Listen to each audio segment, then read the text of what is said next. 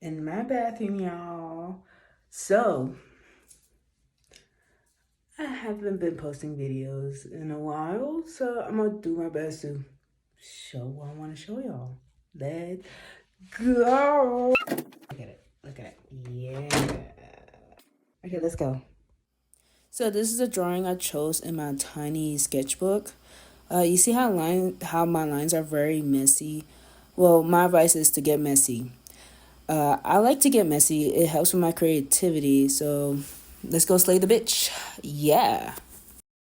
So what I'm doing here is just going to take a picture of the drawing that I drew. Nothing too professional or anything. Just a rough picture of it. I do have another version that'll be on the phone, which I'll be showing here. So I'm going to let this play, and here's some elevator music.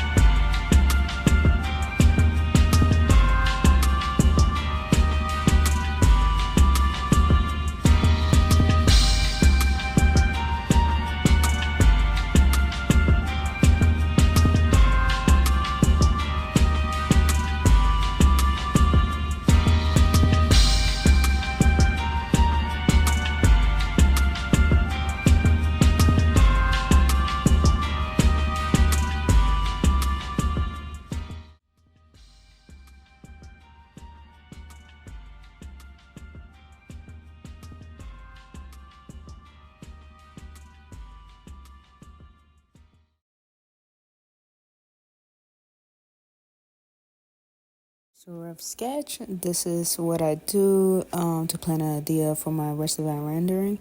This is the reference that I used. I got it from Pinterest. Um, for color coordination, I use either nail pictures, fashion pictures, furniture pictures. Depends, whatever could help me.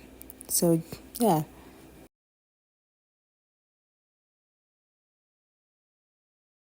This is me sketching out the line art. Just trying to get a clear idea of what I'm working with, kind of like sculpting. I would like to use this part of taking care of yourself as an artist. Always take a break every 10 to 30 minutes, and each one of those breaks should be as much as you like. I always say stretch throughout the day. Don't want to have back problems. Years ago, I twisted my back really badly. I thought I had to go to the hospital. It was terrible. And yeah, after that, I just started stretching out more. I started moving more. I shouldn't be sitting 8 hours a day drawing. That's how bad it was. So yeah, oh yeah, and hydrate, please. It's important to hydrate. Back to the line art.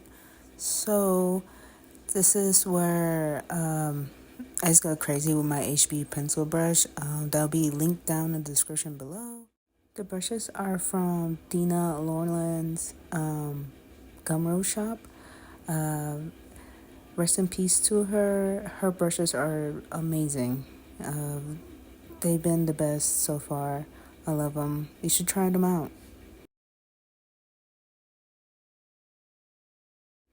Okay, this is my favorite part of getting ready to render. This is just refining the line art that I have, making everything look amazing.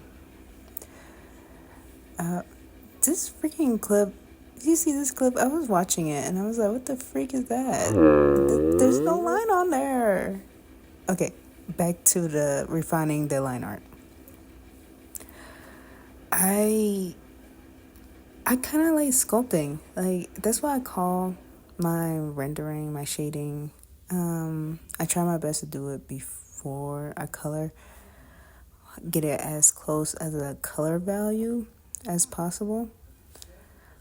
I know that sounds like I don't know what I'm doing, but this is my first time explaining my process of work. Well, first, third time, I don't know. It's weird. It's very random. I'm a self-taught artist, so yeah. Oh, and this part is just the notes I write for each tool that I use. Hopefully, just take a screenshot if you need to. Do whatever you like with that information.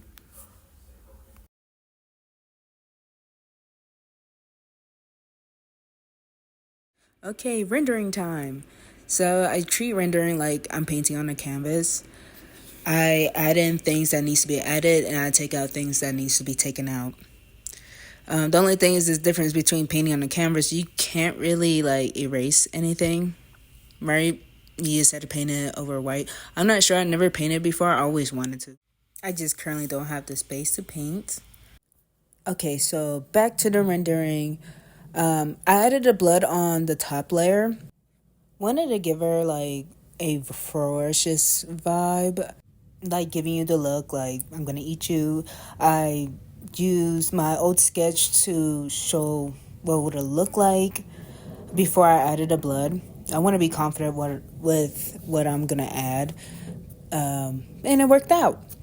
Right now, you see me, I just laid the base colors and the rest of the colors that I used from the reference, which is on the top right. Yet again, it's the furniture one, yes. Just in case you forgot, or just in case, if you skip the video and wondering why the furniture's there, yeah, it's for coloring. And it helped. She looked freaking cool at the end of the rendering. Highlighted it. Nothing too fancy. And then I'm watching the video as I'm voice overing this, and this part, I like doing this part because I really like making textured hairs to stand out even more, especially when it comes to dark texture hair. I don't know. I always find it cool. I use the color layering. You're gonna see later on. I use it just to make her dark hair stand out even more. You'll see in a second. Here is the color value rendering. It actually does help a lot. It's like trying to look at your digital art in your 3D space. That's how I see it. Hopefully that makes sense to some people. If it doesn't, I am so sorry. I cannot wait to get a tripod to show the process. What happened to my last tripod when I was setting it up, when I was trying to, FaceTime my mom, and then it just discombobulated, and I think it was that one time we sat on it. So yeah, that's why there's not a lot of videos of me drawing, But yeah, hopefully soon I'll get a tripod, and we'll see the process of how I do it. Right here in this process, I use a reference. It will show up in a few. Here it is. I like jaguars, so I had to do it. I was like, I need to change her face. I want her face to be more jaguar-like. So yes, always follow your references when you're having trouble. It helps a bunch. Just do art the way you want to do it. Who cares? Just piece those references together to make the coolest art ever. Do it. Just do it. Everybody's different. Just do it.